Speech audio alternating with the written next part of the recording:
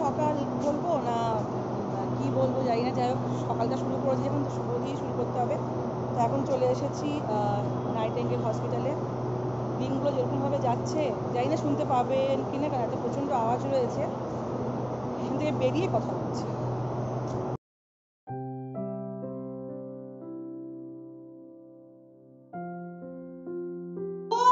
কে কার থেকে আদর খাবে? এই যে এখানে রয়েছে, এখানে রয়েছে, কে কাকে আদর করবো? আমি শুধু বলেছি হ্যাপিকে আদর করবো, ব্যাস ওর মাথা খারাপ হয়ে গেছে। এটা একটু বেশি না? বদের গাছ আমার মাথা খারাপ করে দিচ্ছে। আরে এখান থেকে সরবে না, কি জ্বালাতন রে বাবা রে। তো বাড়ি চলে এসেছি, আর রাস্তায় আর ভিডিও করিনি। বাড়িতে আসার সময় জলখাবার কিনে নিয়ে এসেছিলাম, আর টুকিনাকি অনেক কিছু কিনে নিয়ে এসেছিলাম, ফুল টুল কিনে নিয়ে এসেছিলাম। আর এদের মধ্যে জামা যুদ্ধ হচ্ছে। কালকে সিম্বা হ্যাপি চলে যাবে যেখানে ওদেরকে রাখি, ওখানে চলে যাবে। ওর জন্য ঘরটা একদম ফাঁকা ফাঁকা লাগবে। আর আমি যখন ছিলাম না, তো ওই ঘরটা দুজনে মিলে পরিষ্কার করে ফেলেছে। আমার শুধু বেডরুমটা বাকি আছে। বেডরুমের অবস্থা দেখেছেন? এই যে সব এগুলো ওপরে বাঙ্কারে উঠবে, এগুলো পরিষ্কার করতে হবে। এগুলো সব রয়েছে, এগুলোকে বালিশগুলোকে ঝেড়ে, হ্যাপিতে লোম আছে আগে। আমি এখানে চলে এসেছি, এই জন্য চলে এসেছি এখানে। আমি চলে এসেছি মানে এখানে চলে এসেছি। ও এই এই এই যে এটা যে জ্বালিয়ে মারছে, জ্বালিয়ে মারছে। উফ, কি করছিস? কালকে কালকে তাড়িয়ে দেবো বাড়ি থেকে, দেখ। তো যাই হোক, এখন কাজকর্ম রয়েছে। এইমাত্র আবার হাসপাতাল থেকে ওখানে বৌদিকে ফোন করেছিল, বাবার নাকি ব্লাড লাগবে।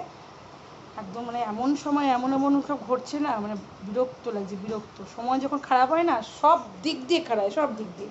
এই যে পুজো, শুক্রবার দিন ঠাকুর আসবে। সিম্বা হ্যাপি, এই এই সিম্বা হ্যাপি, বস।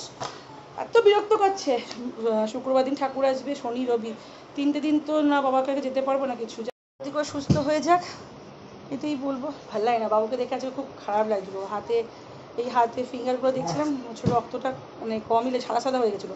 তাই মতো তো ফোন করে বৌদিকে বললো ব্লাড লাগবে। তো ওদের দাদা যাবে, বৌদি ওখান দিয়ে যাবে। আমি জাস্ট এখন জামা প্যান্টও ছাড়িনি, জলখাবারটা খেয়েছি, খেয়ে দিয়ে এবার স্নান করবো। তারপর এই ঘরটা আলমারিটাই গোছাবো। এই ঘরটা এখন শুধু বেডরুমটা বাকি আছে গোছানো। চলো কাজ করে, আর এখান থেকে বদমাসি। চলো কাজ করে নিই, তার কাজ করতে করতে কথা বলবো। Good evening. গুড ইভিনিং বলবো না কি বলবো বুঝতেই পারছি না। তো সকালবেলা তো সেই যে ব্লগ করেছিলাম, কাজকর্ম করেছি, করিনি তা না, কিছু কিছু কাজ করেছি, কিছু কিছু করিনি। তারপর তো বাবার ব্লাডের দরকার ছিল, বৌদি গেছে। তো ঘরের টুকিনাকি কাজ করে টোরে এখনও অনেক কাজ বাকি, এগুলো এখনো সব গোছাতে হবে। গিয়েছিলাম হচ্ছে ঠাকুরের শাড়িটা কিনতে, তো শাড়ি কিনে এই জাস্ট এখন 9টা বাজে আসলাম। এখন কাজ আছে, তো ব্লগে আছে কিছুই দেখাতে পারলাম না। আপনারা একটুখানি অ্যাডজাস্ট করে নেবেন, যদিও আমি বড় ব্লগার নই। যাই হোক, আজকের মতন ব্লগটাকে এন্ড, শুরুই বা করলাম কীভাবে, এন্ডই করছি কীভাবে। আপনারাও ভগবানের কাছে প্রার্থনা করুন বাবা তাতে করে সুস্থ হয়ে বাড়ি চলে আসে, কারণ পুজোর সময় বাবা আসতে পারে না চারতলাতে, কিন্তু ভোগটা খেতে পারে। তো মাঝে আর আজকে হয়ে গেল বুধবার 14 আগস্ট, কালকে তো 15 আগস্ট, 15, 16, 17, 18, এই 4 দিন তো হাসপাতাল যেতেই পারবো না, কারণ বাড়িতে পুজো আছে, লোকজন আসবে। দেখা যাক।